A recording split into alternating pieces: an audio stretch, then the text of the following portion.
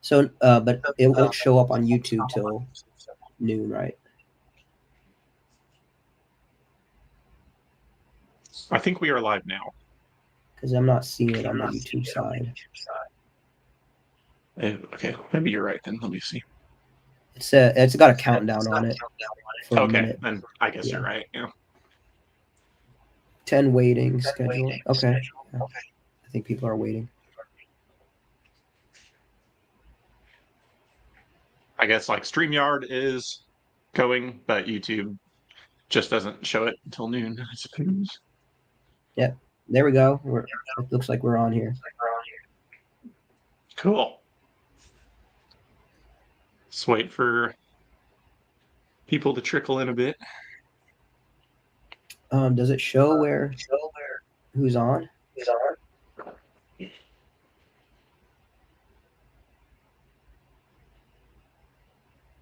See, I'm not a YouTube expert. Let's see. 3 watching now. Okay, maybe that's it. Cool.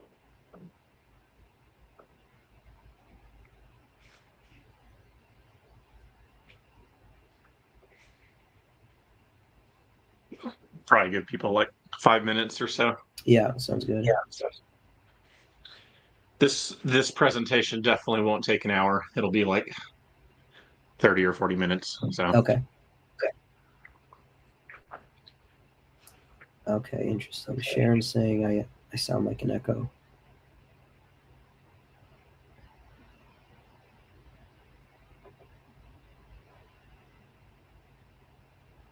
Yeah, I wonder if it's coming through my mic. I don't hear you echoing. Yeah, I don't hear it either. Sharon, is it pretty bad?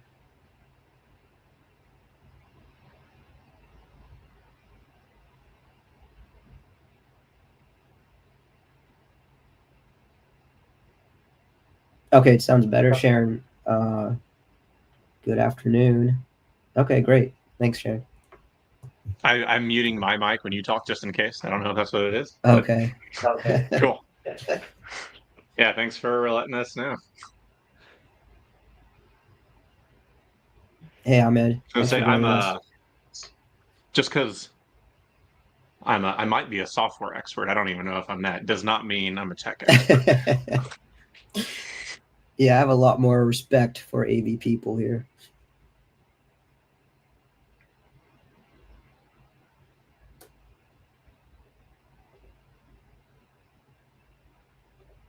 Hello, everyone. We're just going to wait until about 12:05 to get going, let people trickle in a little bit.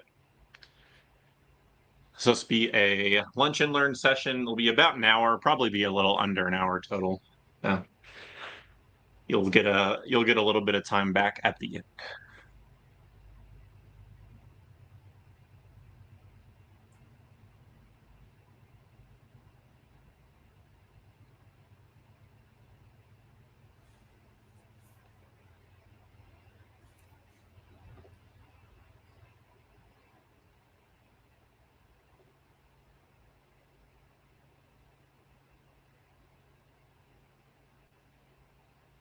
I was gonna say, well, the cold was nice while it lasted, I guess. We're 70 in our house again today. So yeah, we were close to starting the AC again, but I was like, no, I'm not gonna do that. I think maybe we'll actually be cold through January this year. I don't know if we're gonna make it. Yeah, I was. I mean, I don't know if you can tell, but I probably sound worse than I really am, but got hit with the flu. Was on my deathbed for about a week. Yeah, I've got coworkers in Iowa, and everybody up there is getting hit with it too. So I guess it's just everywhere. Yeah, Clearly it's not good. getting sick. My son's entire school is basically out. That's funny, Sharon. You do software, not printers. I almost broke my printer because I was so angry with it the other day. I think printers haven't come too far since I've been using them.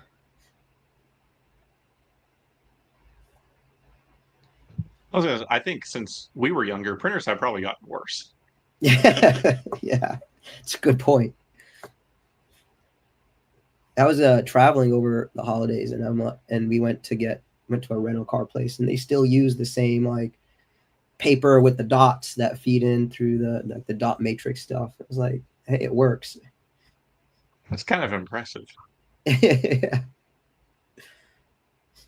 All right, Glenn's in. Yeah, I see people talking about. I think if once people hear you do anything with computers, then they're like, oh, so you can help me with my computer won't turn on, and I've tried everything.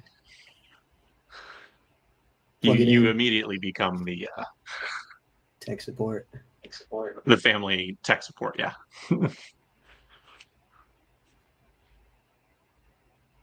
Should we get going? Sure. So I know we probably are more likely to have more of a mixed group today since we're going through .NET Foundation virtual group. So welcome everyone. This is testing your tests, mutation testing in C# with Stryker. I am Daniel Ward, and this is we are presenting as the San Antonio and Austin .NET user groups. Long story short, we got two separate pages.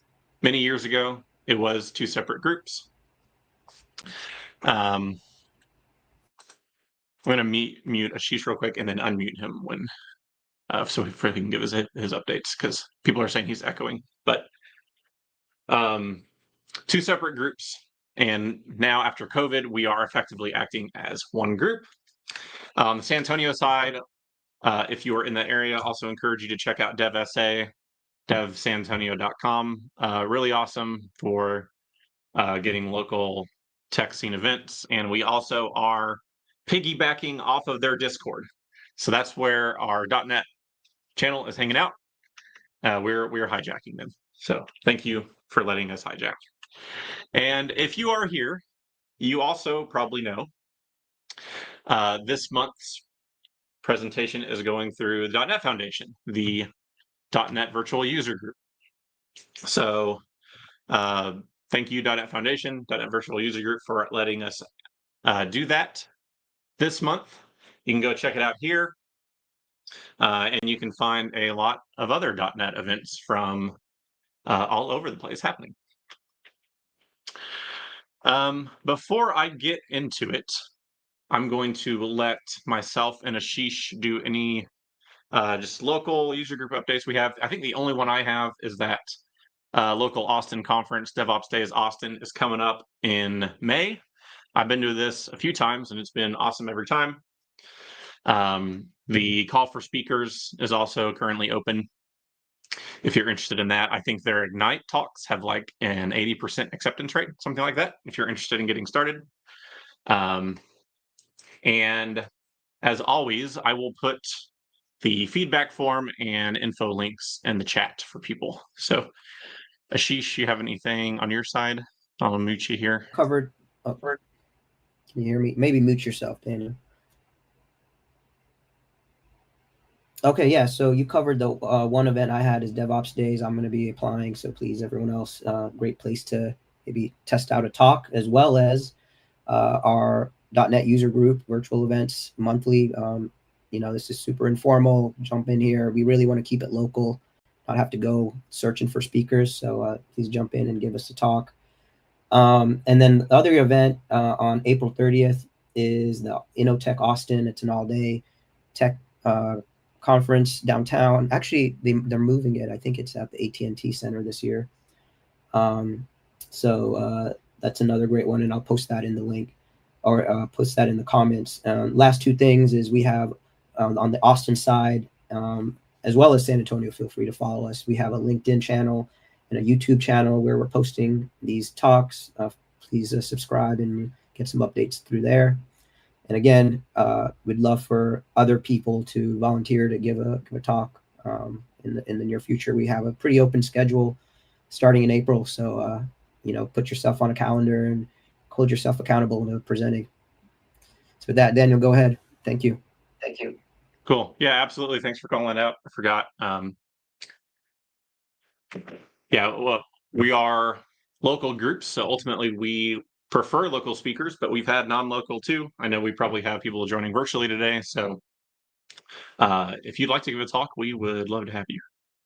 Okay, so getting into it, first slide, I'll introduce myself. I am Daniel Ward. I am along with Ashish, co-organizer of San Antonio Austin .NET User Group. I am a Microsoft MVP in .NET and a JetBrains community contributor. I currently do consulting just independently and for a company called Lean Techniques, where I do things like digital transformations or helping people learn testing or get better at testing or help people go to the cloud for the first time or just learn how to do software better. And you can find me at all these places online. Notably, my blog is mostly a .NET blog, technical blog, if you are into that. And you will also find today's slides and the repo I use for the coding demo there. So, okay. What we're going to go over in this, obviously, mutation testing. We're going to go over what it is, why you would want to use it. We're going to be using a tool called Stryker for that. So we're going to go over how to install it and a short little coding demo, how to actually use it. We'll see it in action. And then we'll see, I'm going to call it bonus info, some other features and stuff for how Stryker works and what it can provide for you. So first off, what the heck is mutation testing? Well, it's a way to test your tests. You probably knew that because it's in the title. What does that mean? Am I going to have to write tests for my tests and then tests for those tests? And who watches the Watchmen? Well, the short answer is no. The way you test your tests is use a tool. And the way this tool works, in this case, Stryker, is it will make slight tweaks, changes to your actual production code. And these changes are called mutants. And then after it makes these mutants, it runs your unit tests on all the mutants. So since your code has changed and it is doing something different from its original behavior, your tests should fail. They should not still pass and verify a different behavior. And if they do fail, that's a good thing. That's called killing the mutant. That's the terminology here. So if that made no sense at all, here's my very professional diagram here. So you have an original behavior you've written. This is actual production requirements fulfilled. And then you have the mutated behavior, whatever this library has done for you. So you have unit tests and it verifies how this behavior works. And they should pass against the real thing. So this is the case whether you have mutation testing or not. This should already be in place, right? But with mutation testing, your unit tests will also run against the changed code and they should fail, right? You want them to fail. If they also verify a different behavior, that's not a good thing. So here are some examples of how your code might get mutated. Like I said, it's very small little tweaks. So things like changing operators. You can see on the fourth one there, it even changes link calls. It might change your string values. And here's under the covers a little bit. You can see an actual mutation. You don't see Stryker doing this, and you don't need to understand it super well. But I do think it's a good thing, whatever you're using, to understand sort of one level deeper. So this is under the covers a little bit. This is what Stryker does. So you can see your original code, you're just doing I++, and it said, hey, if I'm doing this mutation, change it to I-, and then run the test against that mutated code. And the long story short, the reason it does it like this is so it doesn't have to compile your code for each mutation. It just throws a bunch of if statements in there, and it just has to compile it once. Also important note, because of that, it is not possible for all mutations to actually be compiled. So as an example, string concatenation, we're doing hello plus world. Well, Stryker doesn't know that. It just sees a plus sign and it says, I'm going to try to change it to a minus. Well, strings have a plus operator, but they don't have a minus operator. So that's not going to compile. That's an invalid mutation. And that will show up in your report. It says, these didn't compile. We're not counting them against you. We're just letting you know we tried and it didn't work out. And I saw someone in the chat point out this is similar to chaos engineering, and I completely agree. Chaos engineering is kind of, we usually think of infrastructure. I think you intentionally break your infrastructure to see if it fixes itself. And this is kind of you're intentionally breaking your code to see if your test detective. And really, you don't. You could do this without any mutation testing library, right? You could go in and change these things yourself and see if your tests still pass. It would just take forever. So that's why we use the libraries. So our goal with this clearly is we want to kill all the mutants, right? Ideally, we don't have any survive, and our tests are testing exactly what we think they are. Side note, I think this is the Stryker logo, and I think it is pretty awesome. Don't know if they had to pay someone for that because it was like pro bono, but I think it's pretty great. Now let's get into the why. So why do I need to do this? Why do I need to test my tests? Isn't it good enough that I'm doing that already? Isn't this kind of a problem of just not being experienced enough of it? And I would argue it's not an experience problem. Um, writing tests is good. Doing that in the first place is good, but how do you know those tests are working? I have this picture over here because you might say, like, isn't mutation testing kind of like having training wheels? Like, it makes sure that I'm doing the right stuff in my test, but over time, I should really learn that myself, right? Um, but it is easier than you think to either write bad test cases or write good ones, but just not catch all the good test cases. This third point here, I think probably everybody would agree with without much argument. Code coverage doesn't mean your code is actually working. Code coverage doesn't mean your tests are actually working. You can still miss a bunch of stuff, and we will see an example of that in the coding demo. So along that same train of thought, you'll avoid false confidence, which is, in a way, that's worse than not having tests in the first place and being nervous about not having tests, because at least you're more careful with stuff. This, you assume everything is working right, but it's really not. And there is some truth to that. Mutation testing can help you learn how to write better test cases over time. There's some truth to that. I think that's a good thing. Even for experts or people who have been doing testing for a very long time, um, you're going to miss stuff because software is hard, and this will help you learn to do it better. So instead of training wheels, I'm going to suggest that mutation tests are more like a level, like you see in the picture here. So no matter how good you get at woodworking, you're going to need a level most of the time to make sure it's exactly straight. And this is kind of what mutation testing is doing for our tests. So without getting too much into the weeds here, I can tell you that philosophically, mutation testing is based on two things.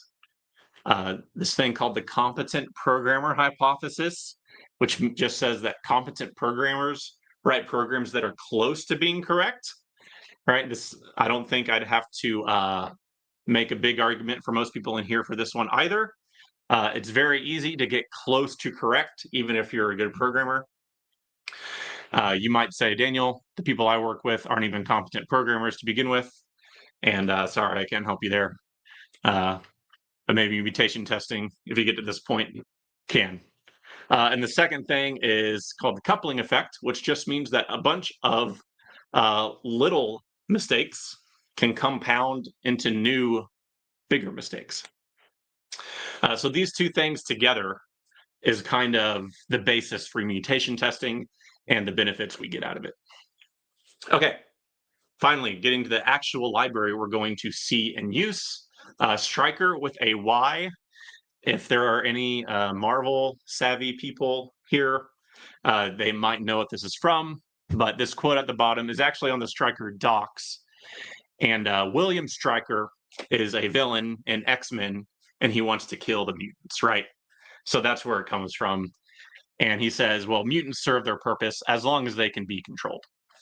So that's the same idea with Stryker. We want to use mutants to make our code better. Stryker, we're going to see it in C# today, but it's not just for C#. It's also for JavaScript, TypeScript ecosystem, as well as Scala. You need .NET 8 to run the Stryker commands but your project doesn't need to target .NET 8. The machine that's running the commands just needs to have that runtime installed. It does have some minimum versions required that your app needs to target, but as you can see here, they're pretty small. These were quite a long time ago. And best part, it is completely free and open source. I poked around quite a bit at their different features and offerings. As far as I could tell, they're literally selling and making money off of nothing. So free and open source, always good. Installing Stryker, I'm not going to showcase this just because it's pretty simple. But if you are not familiar with .NET tools, like I was not before Stryker, this is not specific to Stryker. This is a .NET concept, but all a .NET tool means is that this is a NuGet package that also comes with a console app. So in this case, you're getting the .NET Stryker command as well as the NuGet package. And .NET tools, you can install them in two different ways. You can either do a global install for the whole machine, or you can do a local install for the project. And that is the one I recommend, the local install, because anyone else, your teammates who clone down the repo, they will not need to global install Stryker. If you do the local install, it'll just be in the tool manifest in your project, and they can run the Stryker commands for that project.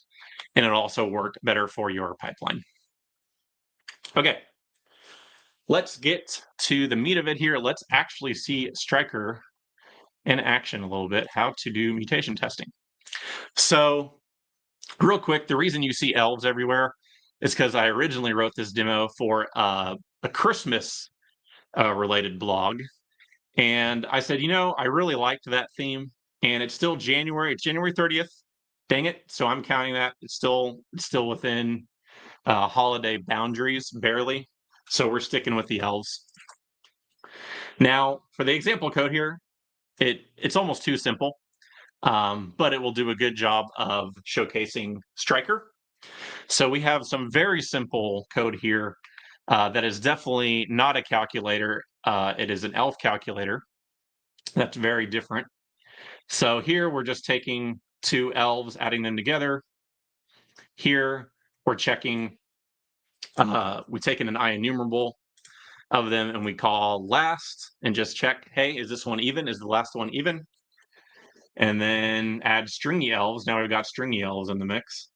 All we do is check that they're both defined, and then we return them added together and parsing them. That's it. So we also, like every good little developer, we have tests for these. And even the tests are really simple, right? They're 2 lines each. Simple code, simple tests. So let's run those real quick. See what happens. Everything passes. Awesome. Even better, let's right click here and say cover unit test. Let's see how much code coverage I have in my project. So then open this up. And I've got 100%. Literally every line of production code I have written is covered by my tests. That means there couldn't possibly be any bugs, right? That's what that means. That's code coverage. We have 100% code coverage. It's impossible for something to go wrong. Well, let's run Stryker and see what it has to say. And the way I do that, since I have already installed Stryker to this project locally, I will show you the config for that. So here we are in my project folder. I just got a .config and it's created this .NET Tools JSON for me. Open that up real quick just so you can see what it looks like. Not much going on here. It just gives me a .NET Stryker command right at a certain version. So that's it. Okay, so let's do that. Let's run .NET. Ooh, there we go. .NET Stryker. See what happens. So we get some nice little ASCII art. Always like that. This gray text is sort of betraying my light mode here, but we'll see what happens. This won't take too long to run. So it correctly found 4 tests for my project, right? And then says 15 mutants will be tested. So that's what it's doing now. All right. So it's done. It killed 12 of the 15 mutants, but we can see 3 of them survived, right? Our tests passed on 3 things that it shouldn't have. And we also see down here at the bottom, it says your HTML report has been generated at this place. So let's go take a look at that. And before we do, I would like to point out that we only have 4 unit tests, 4 very small unit tests, and it only found 15 mutants, and it still took 14 seconds to run. So that is a very important thing to point out. Mutation testing is slow. It is not fast feedback like unit testing is. It is not. You should not run it at the same cadence as unit testing. Maybe in your pipeline, something like that. But it is slow feedback. So let's go to that HTML report, which I think is one of the best parts of Stryker. And it's kind of the same information, but very easy to look at it and dig into it here.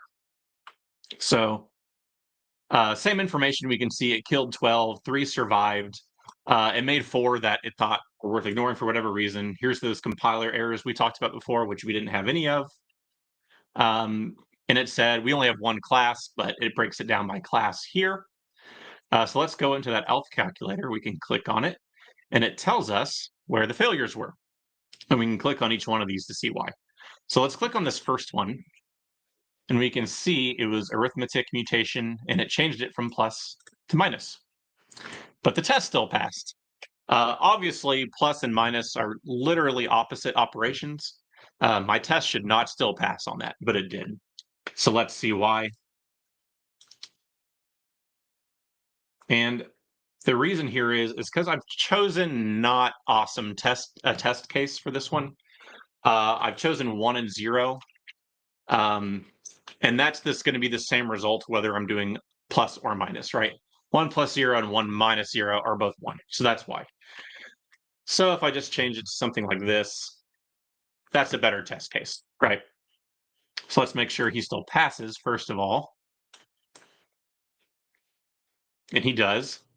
And let's run .NET Stryker again. And notice my previous run was 80%. That was my mutation score because of the total mutants and how many survived. Let's run .NET Stryker again and see if that changes now. And while that's running, it's a good time to point out, this did not find a bug in my code, right? And that's generally not what mutation testing does. It doesn't find bad production code, it finds bad tests. And that's what it did. It found a bad test case. So should be done in a few seconds here. Okay, cool, it worked. We only have 2 surviving mutants now, and my score has gone up a little bit. It's 86.67% now. Let's go to the new HTML report it generated for me. And there's no longer a failing mutation test there. We still have these other 2 ones. Let's hit them both at the same time. So it changed last to first. There's a link statement change that I was talking about earlier. Again, that's literally the opposite operation, but my test still passed. So let's go see why that is. Here's my test for it. So the reason is this right here. The test data I'm passing in is a list with only 1 item in it. So last and first on a list with only 1 item is going to be the same thing, right? So maybe a better test would be to give it more than 1, right? The last one is still even, so it should be true. And maybe if I was actually doing this in a real project, an even better way to fix this would be to have another test for the false case, right? So again, let's make sure he passes. Cool, and we're going to hit them both at the same time just because mutation tests take a little bit. This guy failed. He changed the or to an and that should not matter for this case. This is checking, if either or both of these values are white space or null. I don't want to go through this method. Well, it changed it to an and in my test Didn't catch that. So why is that? And that's because here's my test case for the non-happy path down here. That's because my only test case is giving them both empty strings. So probably a better way to do this would be to turn it into a theory and cover all the cases here. So we'll cover when they're both empty, and then when each one of them is empty. We'll just call those ELF1 and ELF2. And then use those in our method. And we'll run that test again to make sure he passes. He does. You can see we've now got 3 of them because it's a theory. And once again, we'll run .NET Stryker, and we're hoping to see an 100% score in this one, meaning all the mutants were killed. Right, that is our goal. So let's see what happens. You can see now it found 6 tests because I changed it to a theory.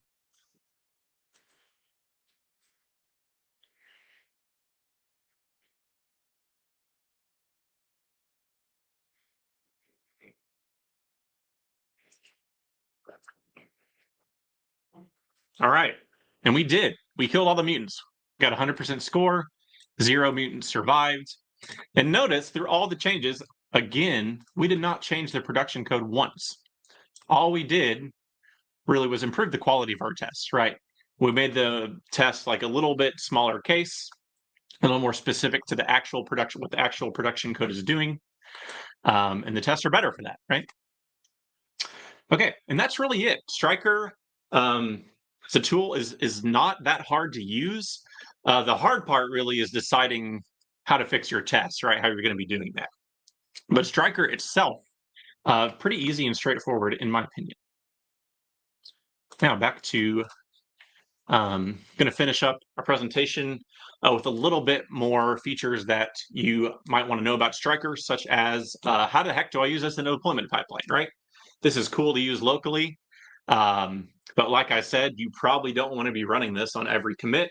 Maybe you just decide, I'm just going to run it when things go to main or something. So how do I do that? Well, they tell you do not use the global install in your pipeline. Use dash toolpath or just the project level install. So here's the example they're using toolpath. I'd say probably just use project level install since that's what you should be doing anyway, right? But really nothing weird going on here. They're just installing Stryker, and then it's just a CLI tool, right? So they're running that. You can also give it a minimum score requirement to pass, basically similar concept to code coverage. So you just give it this break at argument with a number. So you can say, if I don't get a mutation score of at least 80% or something, don't pass the build.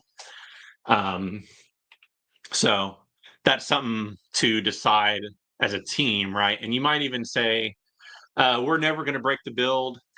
We just kind of want to use this as a metric to slowly make our test better or something like that. Or you might say, no, we want it to be 80 or 90% or bust. Just depends.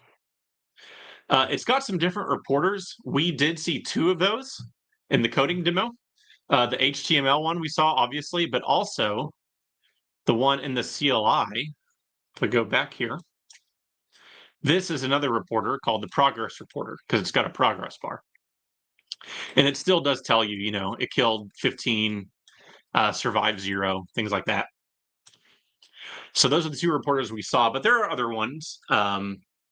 Specifically, probably JSON is useful for sending this report to external things if you want to save them or display them somewhere.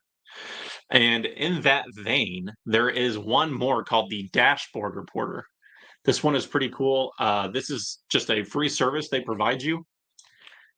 Go back here, go to this link. If PowerPoint will let me. There we go. So you need an API key for this, but this is just, as far as I can tell, a public and free website that you send your HTML report here. And then, it says, this is an example, we say view your results. And there's your HTML report out on a web page somewhere outside of your pipeline if you want to use that. I could definitely see teams saying, this is a private repo and an enterprise. I don't want to send my reports out there somewhere public. Well, you can still do that, right? It's in your pipeline. You can have a clear text report. You can have a JSON report, and you can do literally whatever you want with it from there. You can send it to another storage. You can throw it out. You can just save it as plain text on a server somewhere, whatever. But they do provide this as an option, kind of out of the box, just for nothing. And because mutation testing takes so long, again, we saw like 15 seconds with almost no code, really, right? So you can imagine how this would, how long it could take in a normal sized enterprise project. So there's two flags that can help with this with baseline and since, and their whole purpose is to reduce the time it takes to run these. So you give it a point in time in your Git history, and it only mutates code that has changed since then, and just says, okay, there's no point running these other mutants because the code hasn't changed anyway, and I already know the results. And with baseline is the same thing, but it includes the report with it. So it says, I've got this part of the report that didn't change. Here's the new stuff. And it puts it together to give you a full report of the whole project, even though it only had to calculate part of the new stuff. So it still won't make it quick like unit tests, obviously, but it can shave down a lot of that time if you're doing this in a pipeline. Finally, I kind of just wanted to show, it's got quite a lot of mutations. Just kind of wanted to show you the options it's got. I'm not going to go through literally everything. You can see how long this scroll bar is. But here's some of the, we saw arithmetic. Here's some of the things it can change, some equality stuff, logical, Boolean. It's got link in here. I can change how your lists are initialized, how your collections and your objects are initialized. Just straight up removes blocks of code sometimes, removes returns, right? Some more operators. Here's some link methods. You can see there's quite a lot of changes for link it can do. String. So this is just kind of cool to see, right? And it's got regex mutators as well. So pretty cool. There's a lot of stuff it can do. You can also ignore mutations. There's a Stryker config. So in this example, we're just going to ignore string mutations, right? For whatever reason, we've said we don't care about that, at least for now. Maybe as an example, you might say, this project already has a bunch of tests in it, and it's big, and we're just starting mutation testing, so we're going to start small and ignore most stuff. You can ignore entire files, file patterns, right? In this case, this is like source-generated files, so we don't want to test those. It's not really stuff we did, so don't do mutation testing on them. And you can, this, in my opinion, this is probably the most applicable one for most people. You can ignore entire types of method calls. So probably like your log statements or your console writing statements. There's no point in it trying to mutation test those, right? It's not really business logic. It's so we can get information into a file, but we don't care about testing these probably. You can ignore constructors for certain classes. So this config file can be quite helpful. And lastly, if anyone is using SonarQube, Stryker can integrate with it directly. So there's I'd probably call it indirectly, actually. There's a JQ filter, and you can use the output from the Stryker JSON reporter to send it to SonarQube. You can't manage those results in SonarQube since it's external, but you can see it all in one spot if you're using SonarQube already to view things like this and you want it all in one place. So this is my maybe like hot opinions coming through slide. This is just my thoughts, suggested practices for mutation testing. Like I said, mutation testing is not fast feedback, right? It is slow feedback, and not just it's pretty darn slow feedback. So probably best done in the pipeline, or maybe I could even see it done. You might say, I'm not even going to make my other team members use this. I'm just going to use it for myself to improve the quality of my tests. Um, and so I can check in better tests, right? I'm just going to run it locally. Like we just saw, exclude the things you don't need to be tested. Like that can cut down on a lot of time, right? Especially in a new project that's already big and it's adding Stryker in there. It's dropping it into a big ocean already. You can save a lot of headache by excluding things either that don't need to be tested or that you're just not ready to test yet because you might bite off more than you can chew. I would say, in my opinion, mutation testing is probably not a beginner testing topic. I would take time to learn like the language syntax if you're not familiar with the language that you're using. The testing syntax, like get familiar with XUnit and how it works first if you're doing that. And assertions and those philosophies. But once you're familiar with those things, I say you don't have to be an expert or advanced to use mutation testing. And like I said, it can actually help you get better at testing, right? It sort of tells you if you wrote a test case that was not amazing. And so now, in the future, you know how to do that better. So quick recap.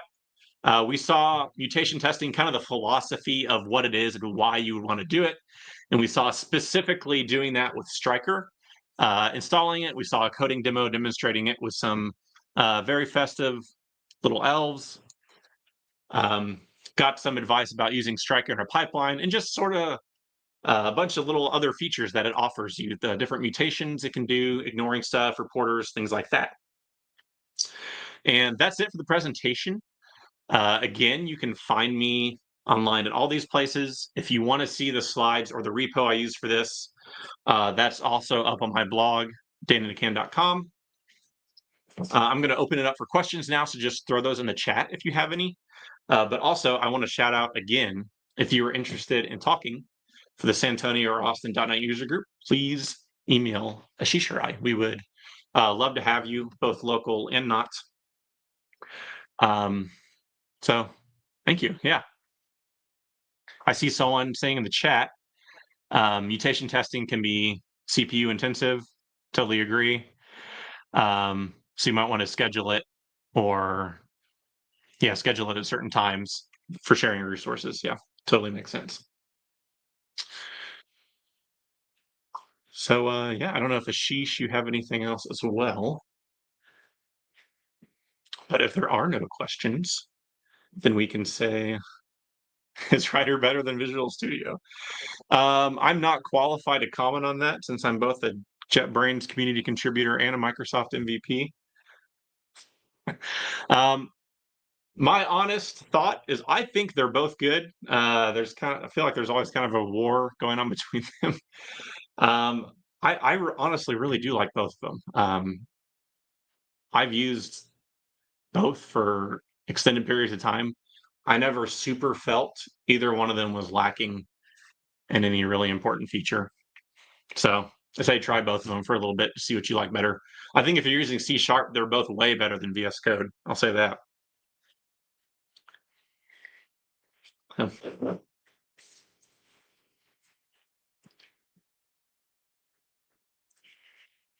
Yeah. That's if you're not a consultant, Sean, you'd make a good one.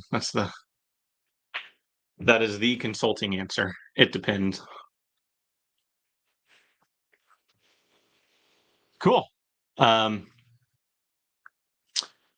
If there's not any more questions, we can wrap it up and give you a little bit more time for your lunch break back.